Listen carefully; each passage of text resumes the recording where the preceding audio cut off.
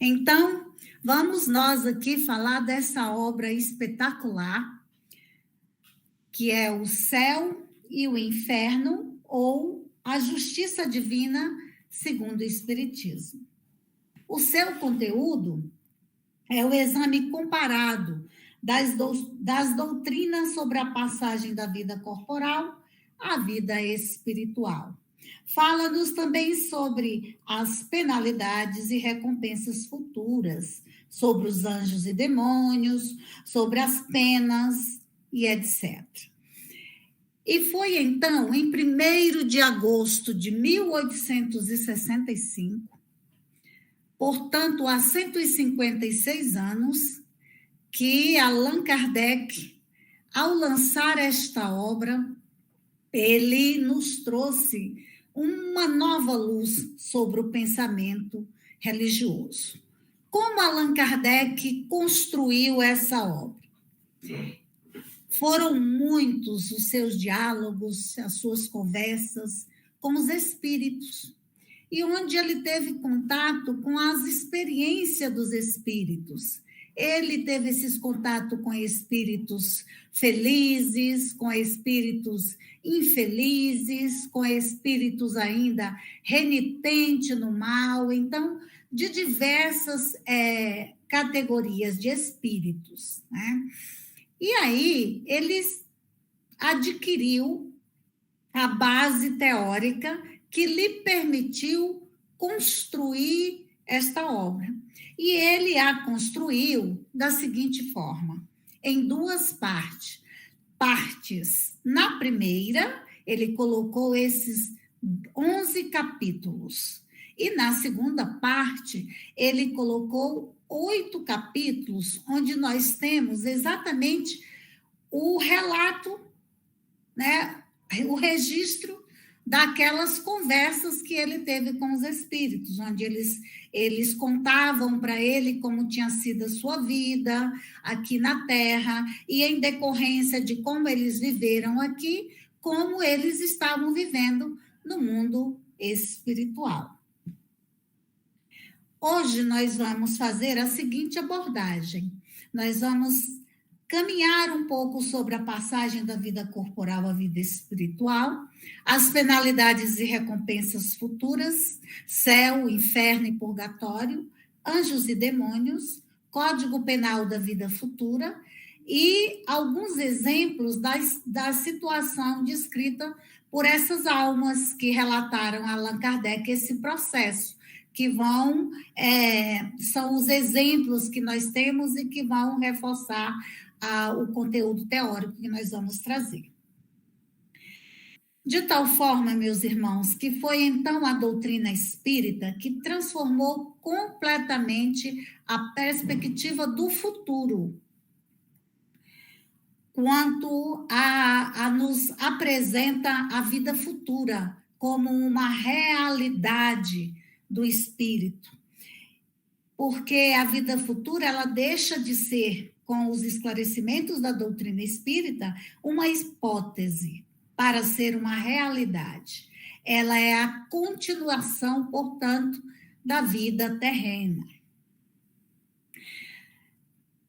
Allan Kardec nos apresenta, então, nessa obra, em relação ao porvir, né, ao porvir da nossa alma no mundo espiritual, 3 alternativas que nós vamos analisar. A primeira é o materialismo. O materialismo nos diz que a vida, ela se encerra aqui, com a morte do nosso corpo físico.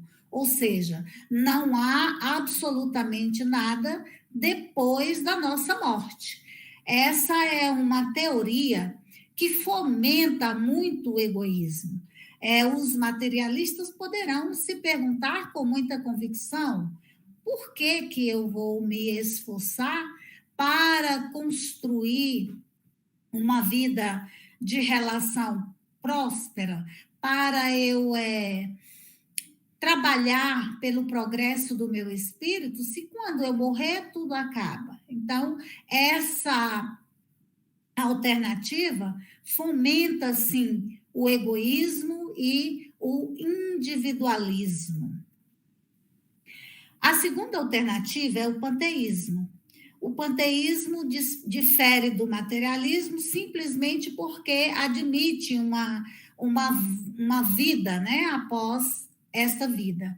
Mas, no caso, nós não teríamos individualidades, porque todas as nossas individualidades aqui seriam absorvidas pelo todo universal, ou seja, onde estariam a responsabilidade dos nossos atos, onde estariam a conquista de mérito pelas as nossas conquistas. Tudo se desfaria com essa absorção pelo todo universal. E as religiões, então, nos apresentam a alternativa da individualidade da alma, que é a que a doutrina espírita abraça. E abraça porque ela é muito lógica, essa alternativa da individualidade da alma. Ela é a única que nos mostra a ideia conforme a justiça de Deus, o nosso Pai e Criador. De tal forma que Allan Kardec nos diz que a sorte de cada alma deve depender das suas qualidades pessoais. Portanto, nós somos almas individuais, nós somos espíritos eternos e vamos construindo as qualidades dessa individualidade aqui onde nós estamos, com os nossos atos. Então, essas qualidades elas serão boas se os nossos atos forem de ação no bem, e elas serão más se os nossos atos forem de ação no mal. E as consequências também são das individualidades. Uma outra questão que Allan Kardec trata aqui é sobre o temor da morte. E aí eu pergunto, algum de vocês que nos ouvem teme a morte? Tem medo da morte? Eu tenho, vou confessar para vocês. Mas quais serão essas causas do temor da morte? Allan Kardec nos esclarece que as dúvidas sobre o futuro espiritual. Então, vamos imaginar quando Allan Kardec lançou essa obra. O pensamento religioso dominante naquela época nos mostrava uma vida após a morte, onde nós ou iríamos contemplar um céu, ou iríamos viver eternamente no inferno, a queimar e sofrer, né?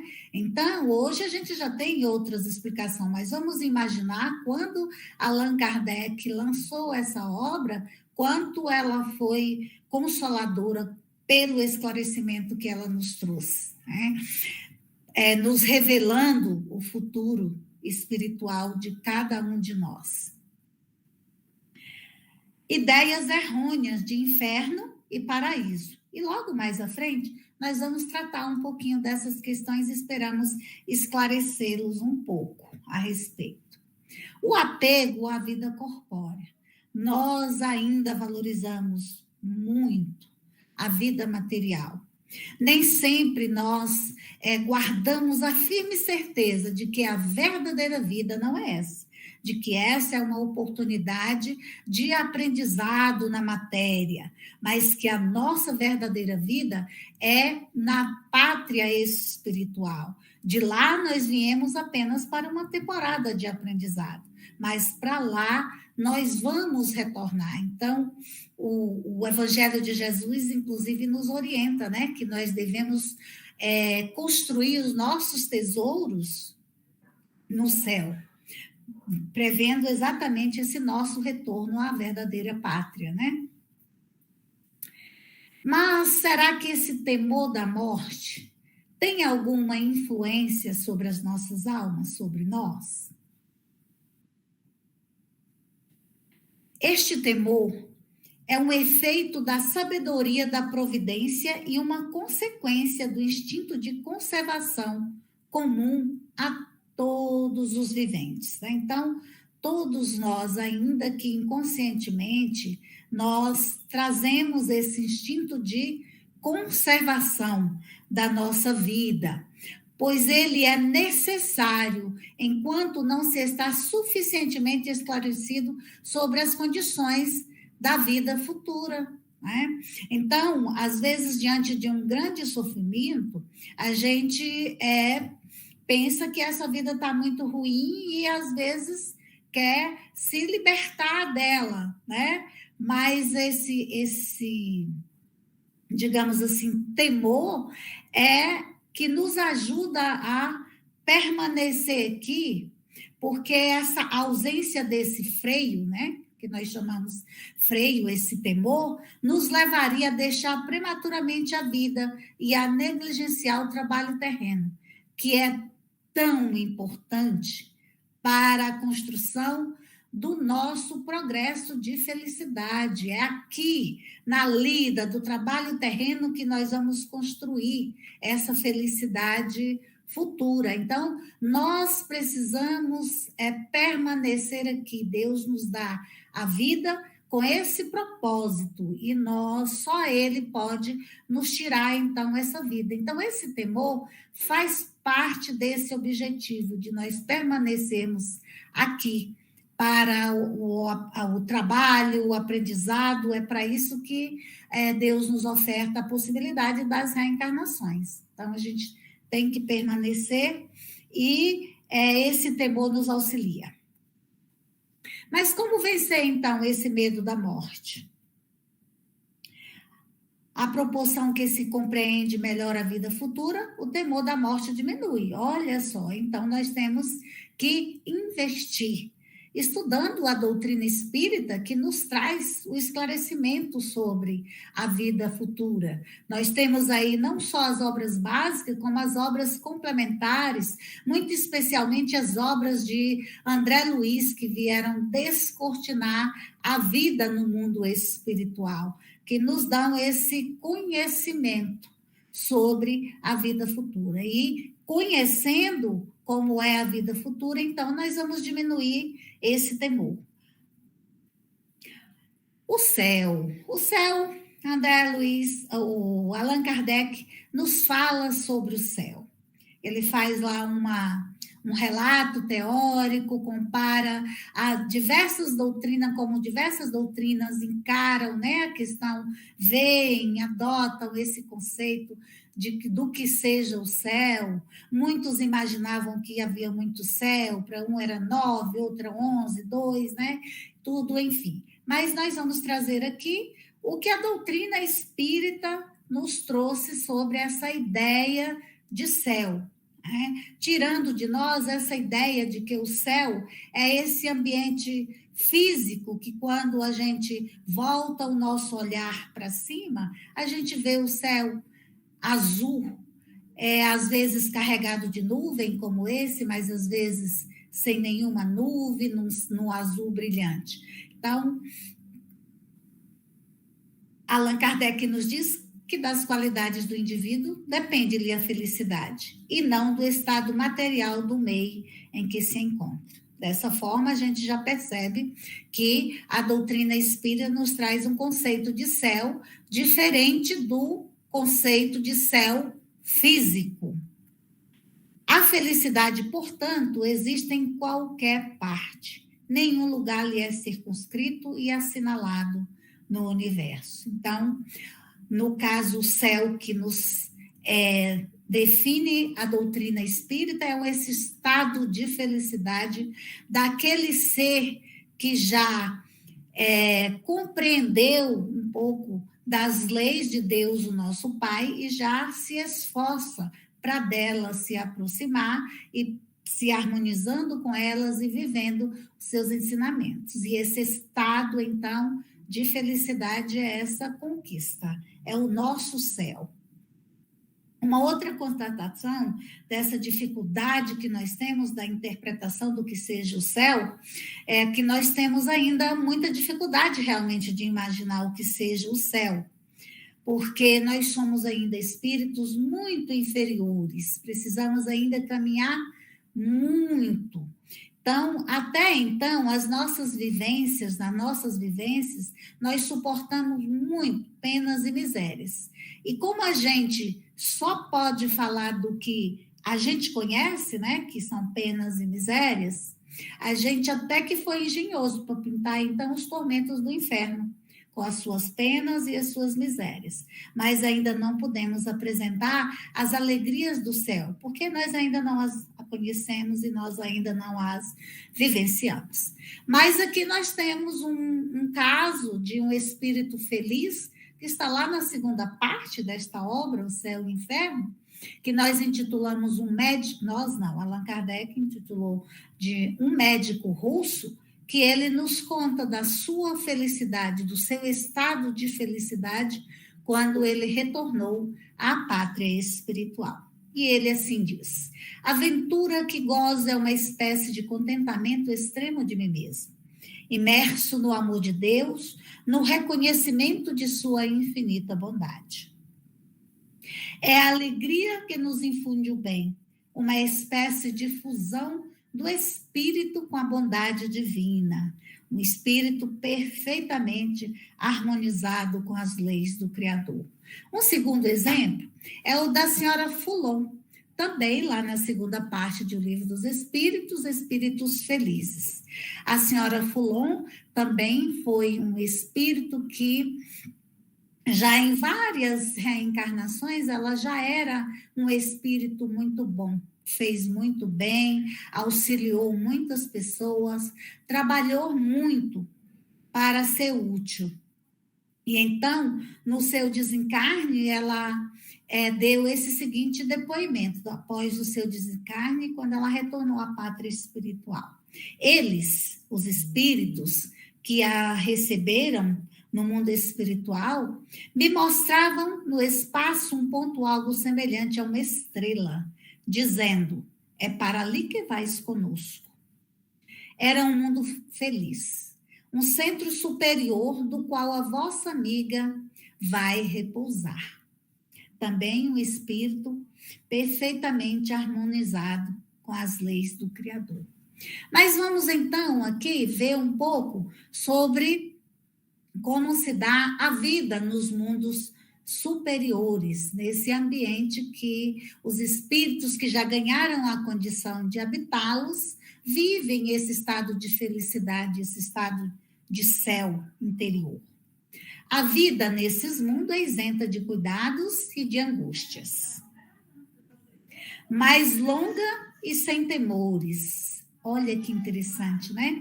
Você viver em um local em que você está isento de temores. A morte é uma transformação feliz e desejada. Esses espíritos já atingiram um grau tal em que eles compreendem a morte, essa transformação, como uma necessidade para o seu progresso. Então, não tem nenhuma angústia. Eles não estão sujeitos a necessidades, a doenças ou deteriorizações, porque os seus corpos já são mais evoluídos, não são tão grosseiros quanto os nossos corpos. São sutis, leve, belo, aperfeiçoado, purificados e radiantes. Seus sentidos são delicados e de percepções sofisticadas. Aqui, nós nos lembramos de quando nós apresentamos a primeira parte do Livro dos Espíritos, e na maioria das coisas que nós perguntávamos, né, se os espíritos podiam se deparar, podiam compreender, por exemplo, sobre a natureza do espírito, que eles falavam que nos faltava a linguagem adequada, sobre a natureza íntima do espírito, né? Sobre a natureza de Deus, nos faltava o sentido, nós não tínhamos essa percepção ainda. Por quê? porque os nossos espíritos ainda são muito inferiores, nos faltam sentidos e percepções desenvolvidas para isso. Então, nos mundos superiores, né, esses seres já têm essas percepções sofisticadas. A locomoção é rápida e fácil, e aqui é fácil da gente compreender. Por quê? Porque o nosso perispírito, que é o corpo, que acompanha o espírito quando ocorre o nosso desencarne, ele, à medida que o espírito vai se depurando e pode atingir e viver nesses mundos superiores, o seu perispírito também vai se depurando pelas suas conquistas superiores. Então, com o perispírito mais leve, mais sutil, é muito mais fácil a locomoção desse espírito. O seu crescimento, o crescimento dos corpos é rápido. Por isso, a infância é curta ou quase nula, né? Aqui, também é fácil da gente compreender essa situação. Aqui nós precisamos de uma infância ainda um pouco alongada, porque na Terra ainda habitam espíritos que ainda são inferiores e os espíritos, como Emmanuel, por exemplo, nos esclarece que esse período da infância, do 0 aos 7 anos, é o tempo em que nós, os pais, ou aqueles que convivemos com as crianças nessa idade, temos a oportunidade de reescrever a história desses espíritos, ensinando para eles sobre o bem viver, né? E aí, esses espíritos, ainda que eles venham com muitas dificuldades, eles, ao despertar, depois desse período da infância, eles podem já ter incorporado essas novas lições, né? E aí avisam haver essa transformação. E nos mundos superiores, esse período é mais curto, porque esses espíritos já têm outros esclarecimentos. As relações nos mundos superiores são amigáveis entre todos os povos. Os laços de amor e fraternidade unem a todos. Isso é o que nós devemos desejar para a nossa terra transformada, né?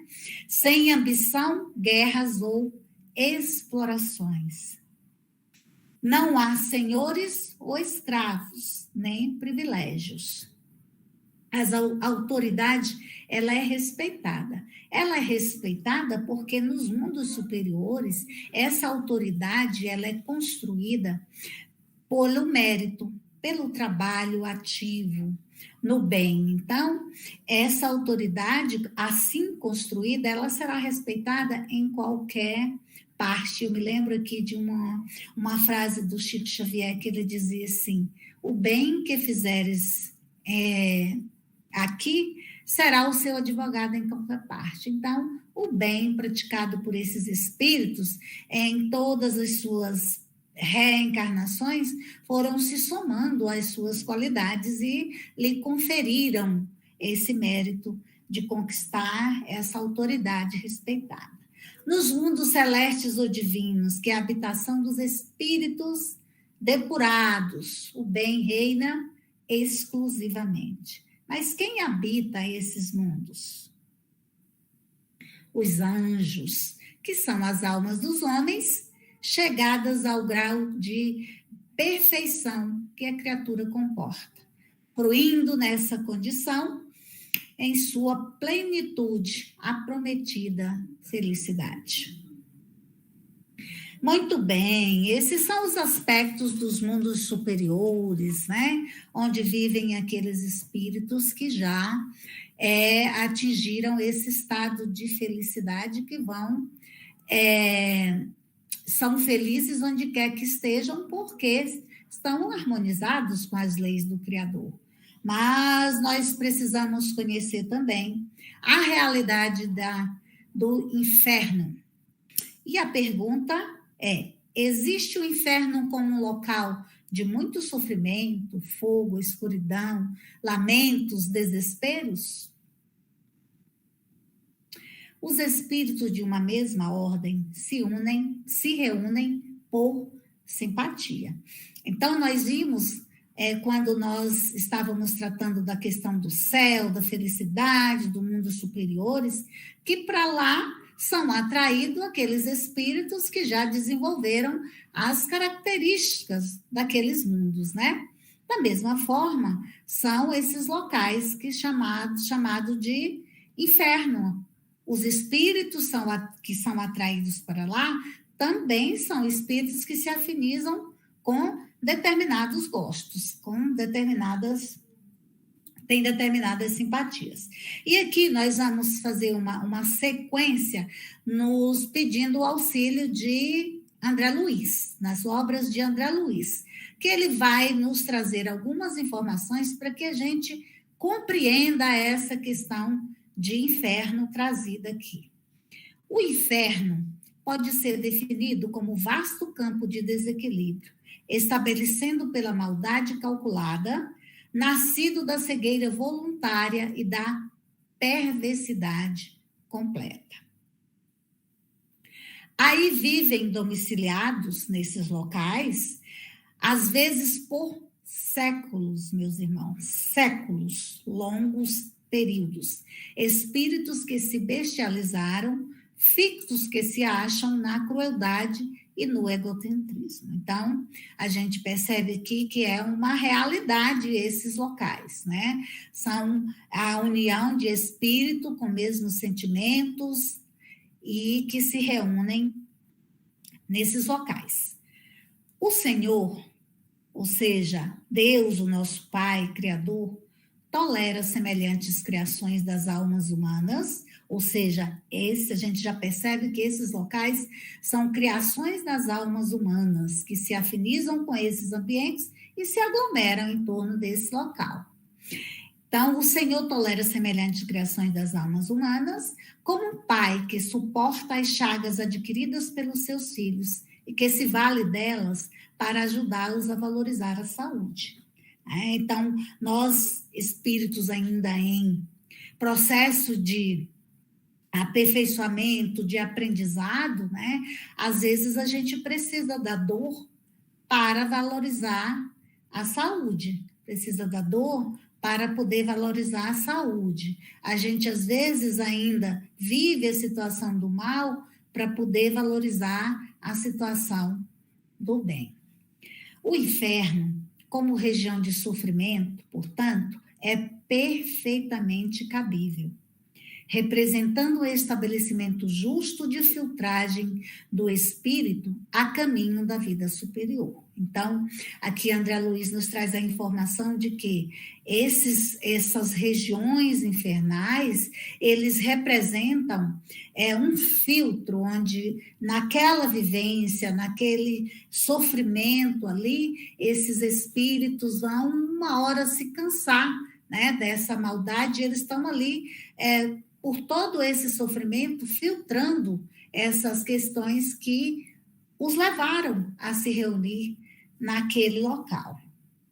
Mas o caminho para todos, né? Eles estão nessa condição hoje, mas todos nós, na pior condição que a gente possa estar hoje, o nosso destino é a luz, é a perfeição, é o progresso, é a felicidade. Todos os lugares infernais, portanto, surgem, vivem e desaparecem com a aprovação do Senhor. O que quer dizer que eles não estão abandonados jamais. Sempre os prepostos das inteligências angélicas não perdem de vista as plagas infernais.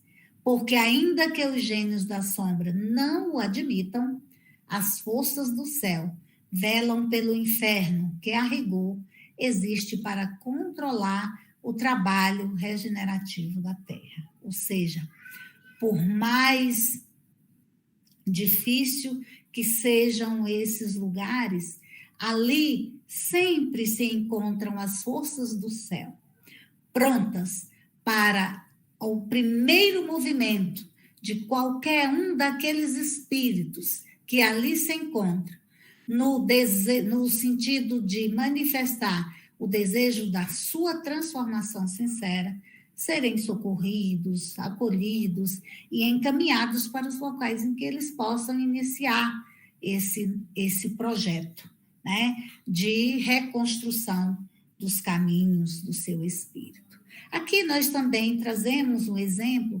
de um espírito que está lá na segunda parte, que é um espírito infeliz.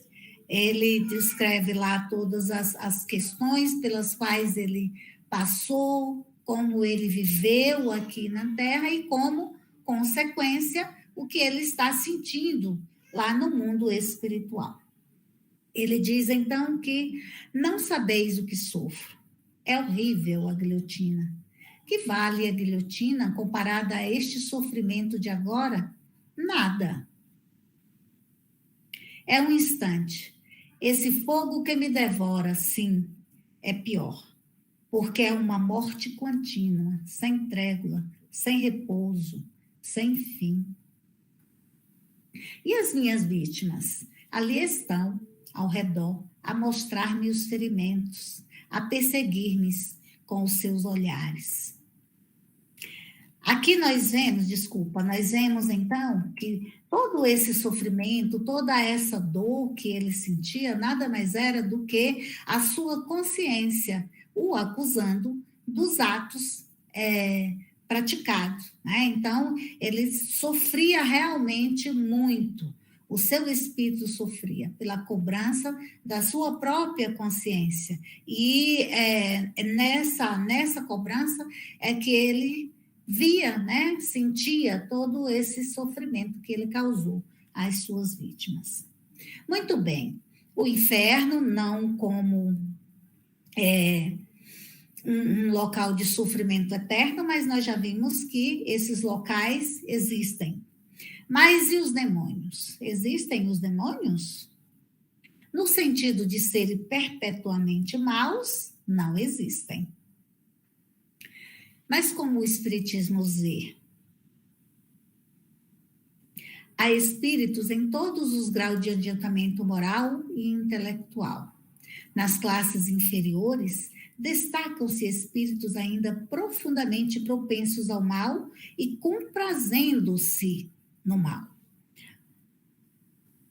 A estes pode-se denominar demônios, pois são capazes de todos os malefícios. No entanto, o Espiritismo não lhe dá tal nome, por se prender ele à ideia de uma criação distinta do gênero humano, como seres de natureza essencialmente perversa.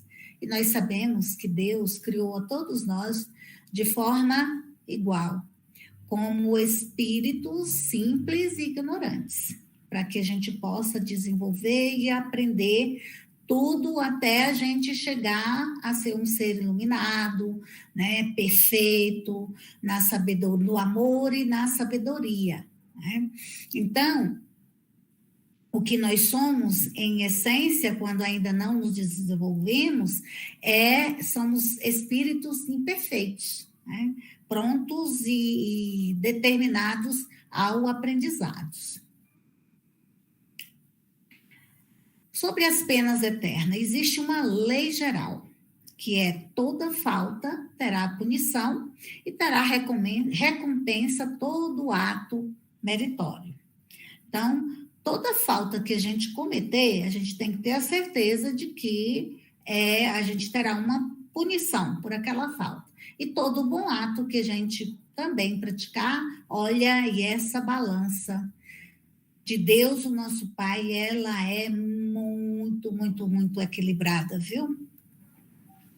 Mas qual o pior sofrimento para o espírito? Que nos dizem?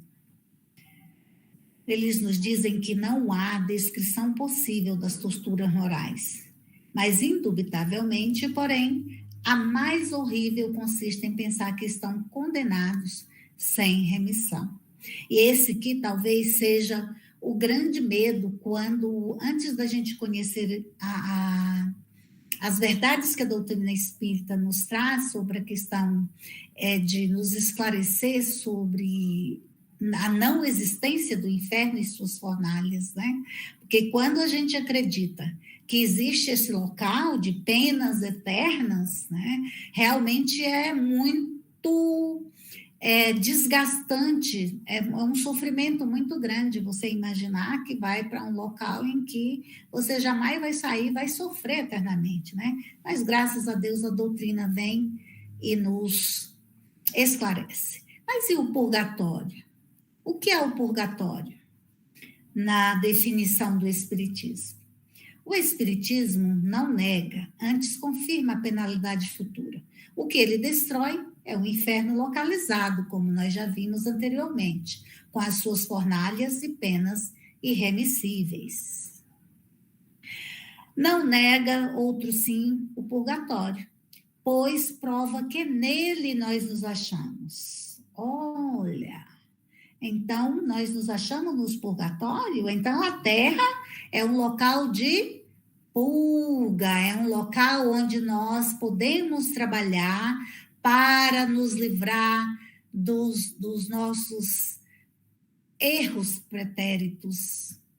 O purgatório, sim, é a realidade, porque nós aqui estamos encarnados na Terra para aproveitar essa oportunidade, trabalhando pela nossa transformação.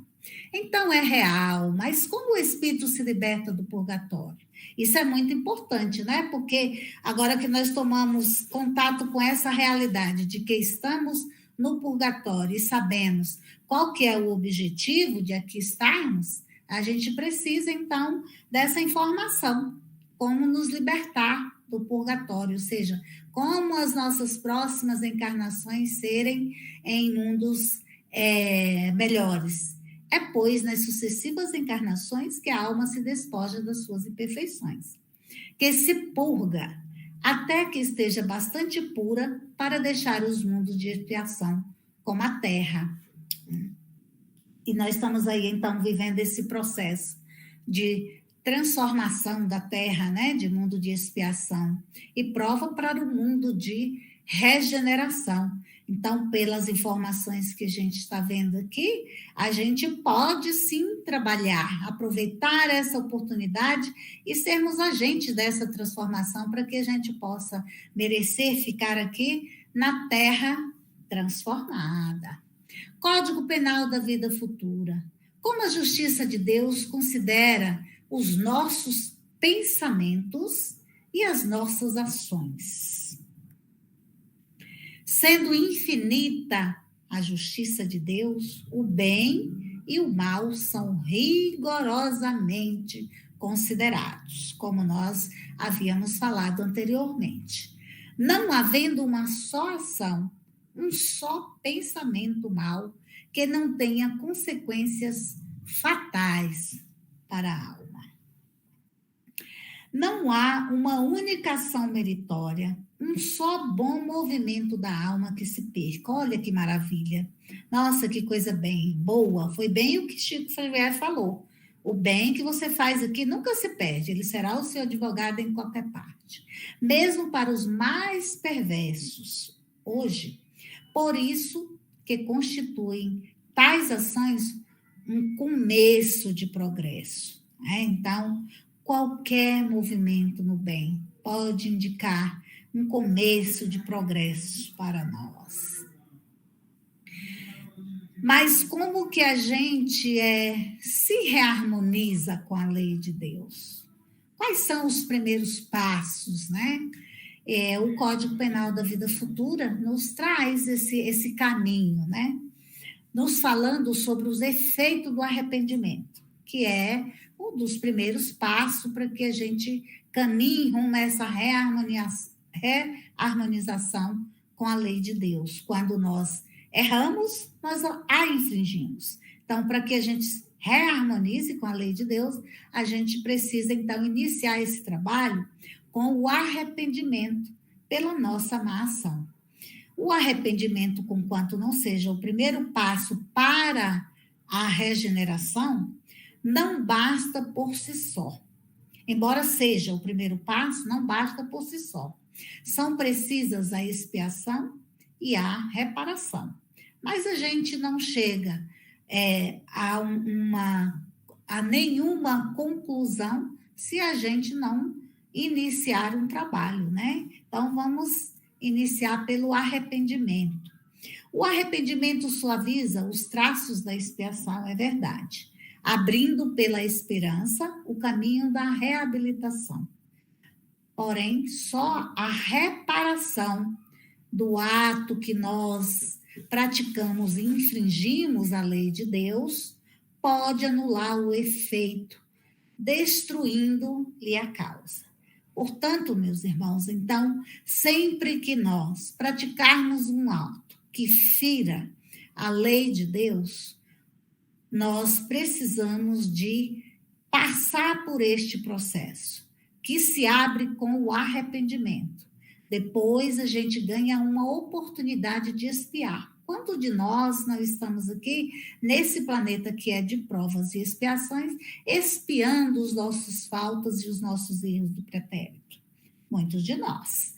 E depois dessa expiação, ainda é preciso a reparação, ou seja, refazer aquilo que a gente fez de mal feito. E aí sim, nós nos reharmonizamos com a lei.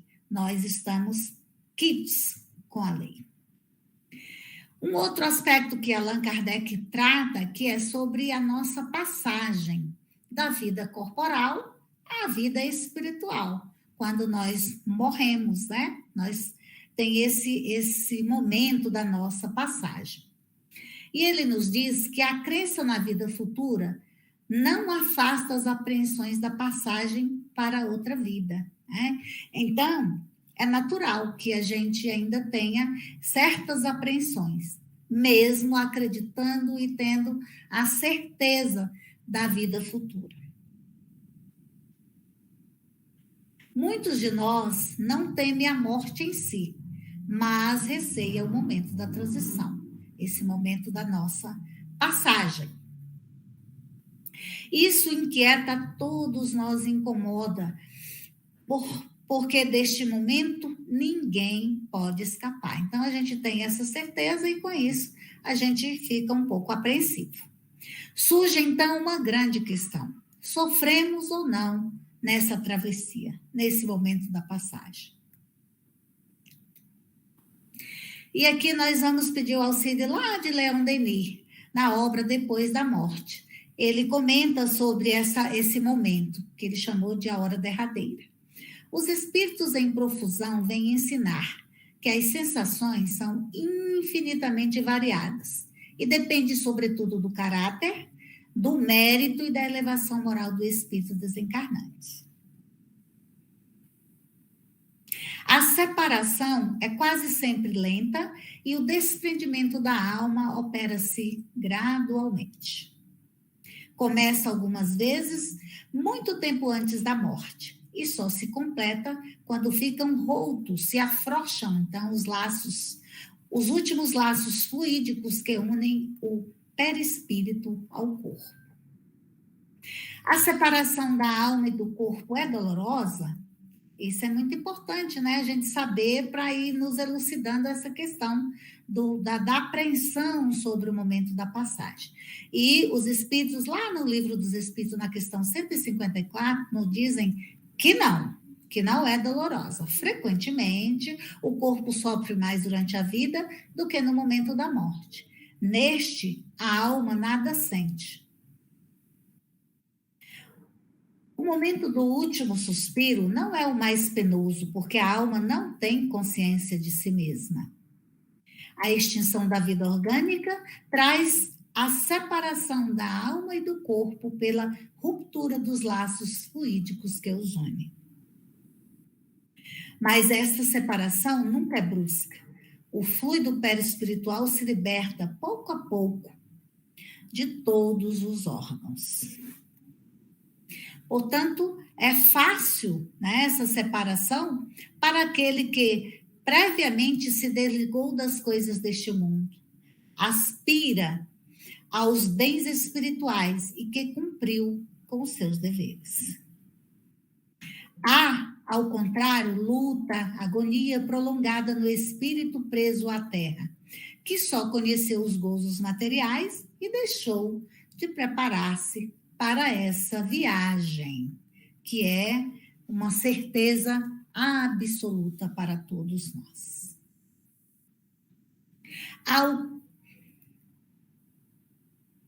De tal forma que é com a filosofia dos espíritos, com o conhecimento que a doutrina espírita vem oferecer aos homens, uma sanção moral mais elevada. Não há mais suplícios eternos, mas a consciência justa dos seus atos. E, finalmente, nós deixamos essa reflexão aqui tirada do Céu e Inferno.